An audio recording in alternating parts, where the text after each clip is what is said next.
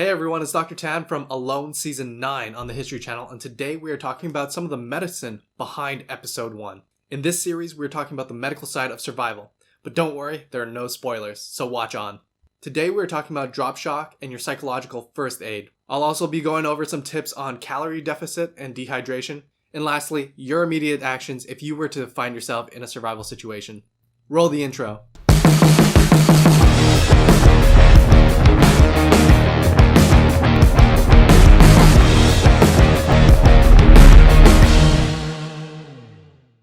Drop shock is the thing you feel when you get placed in a dangerous, unfamiliar situation. And I'm sure a normal person who was just dropped in an unfamiliar location with crazy weather and predatory animals would feel the same way. This is incredibly common in day hikers, people who expect to be out for just the afternoon, get lost, and then have to rely on their own skills, navigation, and signaling ability to get out of that situation. Unfortunately, sometimes your first reaction is to move forward, and oftentimes you get more lost, you use up calories, and you become more dehydrated. If you are not in immediate danger, one of the best advice I've gotten from one of my survival mentors is to take a knee, because sometimes you just need to take a break, take a breath in, and figure things out. So in this early stage, psychological first aid can give you a level head and allow you to plan your next step. The sequence that I like going into is number 1, find your footing. Quite literally, because this is a little bit of a meditative process. What does your toes feel like on the ground? How does the pressure of each toe feel against the sole of your shoes? And how does that pressure feel on the ground? This is kind of a meditative technique. 2 big variations of meditation. Either you focus on everything, or you focus on nothing, or you focus on a particular thing. So in this situation, you are focusing on a particular thing, your feet. So get your grounding. This shifts the panic of the situation to a focused task. Next, catch your breath. Literally, just breathe. But more specifically, there's one technique that you can use to help the situation. A lot of hunters and marksmen and soldiers out there would recognize this. And interestingly enough, a lot of articles and research into behavioral therapy and coping mechanisms support this breathing technique for anxiety and panic. It's called box breathing. So what you want to do is you want to inhale 5 seconds, hold 5 seconds, exhale 5 seconds, hold 5 seconds. Now, in a hunting scenario or a shooting scenario, what this helps is it decreases your heart rate and your sympathetic, your fight or flight response. How does it do it? It ramps up your parasympathetic or your rest and digest nerves. It's a really ingenious way to activate this rest and digest nerve. Your vagus nerve comes from the base of your skull and goes down your body and has branches all over the place. But it does run very closely on the walls of the chest cavity. So what that big inhale does, and holding it, is it pushes against that vagus nerve and stimulates it. Another way to stimulate the vagus nerve is to bear down, kind of like you need to take a poop. And that stimulates the vagus nerve lower in the gut. And again, your heart rate and breathing rate will go down. Back in the day when we used to do training exercises and marksmanship competition, we would have to run from 200 meters to 150 to 100 to 50, and between each position have to take a shot in both the prone, the standing, the kneeling, and the sitting positions. So you would have a very high heart rate, you would have to bring it down drastically. And doing box breathing and bearing down really does the trick and keeps your hand steady. Number 3 is a twofer. Check into your heart. So what does that mean? 1 is a biofeedback loop. So seeing how fast your heart's beating, does it feel like it's fluttering or skipping a beat? Does it feel like it's pounding outside your chest? So what this does is it helps you focus again on a particular task. All you're doing is noticing how your heart is beating. And the flip side of that is checking in on your purpose. And when I think about purpose, I feel it over here in your heart.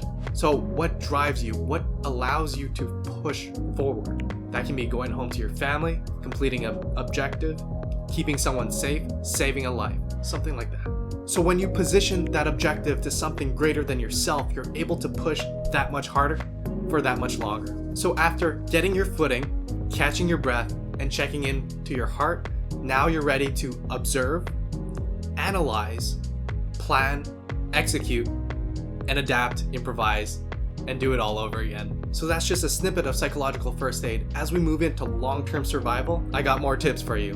So subscribe and put the notification on to know when that new video comes out. Next, I want to talk about water and calorie deficit. When you're being dropped in the middle of nowhere with no food or water, you have to gather all of that yourself. But did you know your body has a natural reserve? From your last meal, you still have glucose in your bloodstream, and that's the preferred energy modality. But once that blood sugar is gone, you do have a little extra in your liver in the form of glycogen. So that's a little storage pack that can be converted from glycogen to blood glucose. Unfortunately, you only have a few days worth of glycogen, and even less so if you were on an animal or keto diet. So just like a big sporting competition, I would carb load for a few days to make sure that glycogen storage is at max. And interestingly enough, glycogen, when you store it, it also stores an additional amount of water. So that's extra water that you can store because of the glycogen. So things like carbs, starches, sugars, all the excess glucose, once it's sensed at a certain amount, gets converted to glycogen, and that's your 3-day storage. And water can be stored as well. The average person on a normal desk day-to-day job should be drinking at least 2 liters of water. But in a competition like this, you want to be drinking more, especially prior to being dropped off. You want to be as hydrated as you can because you don't know when your next safe drink is. You might not be able to build a fire because the wood's too wet. You might not even find a water source. And when the environment is hot or cold, you're doing vigorous activity, or you're at altitude, you often need more than 4 liters of water to keep yourself going. So stocking up beforehand helps you get ahead of that dehydration, which is most likely to happen. In hot environments, you sweat more, but in cold environments, did you know there's something called cold diuresis? Which means that the cold temperature itself stimulates you to pee more, so you get more dehydrated that way. So in addition to drinking as much as you can, at least 4 liters prior to launching to something like this, and to carb load to retain some of that water in the form of glycogen, that gives you a little bit of wiggle room of that emergency rations inside your own body. This is so fascinating to me, and if you want to learn more about this type of stuff, check out the more detailed explanations at www.survivaldoctors.com. I have a field guide that has all the details of this. In all actuality, if you were dropped like this, or if you got lost, one of your first objectives is to actually signal and navigate out. So when you're thinking about packing your first aid kit, think about what are your signaling devices? Is it your cell phone? Does it have signal in the area? Are you local or are you international? Because one of the things that you can do for rescue is to share your plan. Share where you're going, the date and time you're leaving, the route you're taking, when people should expect to hear from you back, and what to do if you do not come back at a specific time, place, and date. I would leave messages to my fiance or my mom or my friends saying that if you don't hear from me at this date, go ahead and call the park ranger, the EMS, the fire department, the police, or if you're international, the embassy of your country to help find you. And giving the timing, date, and route of where you're going really helps give them a starting point and get to you as soon as possible. Satellite phones are becoming more and more affordable. Some devices are small that you can just text or press a button to send for help. Some devices are bigger and more robust with GPS, two-way calls, and texting capabilities. So personally, that's something that I prefer, so I can give some kind of sign out to whoever's rescuing me or my group and tell them what the medical situation is. And I'll put the links to the devices that I recommend below.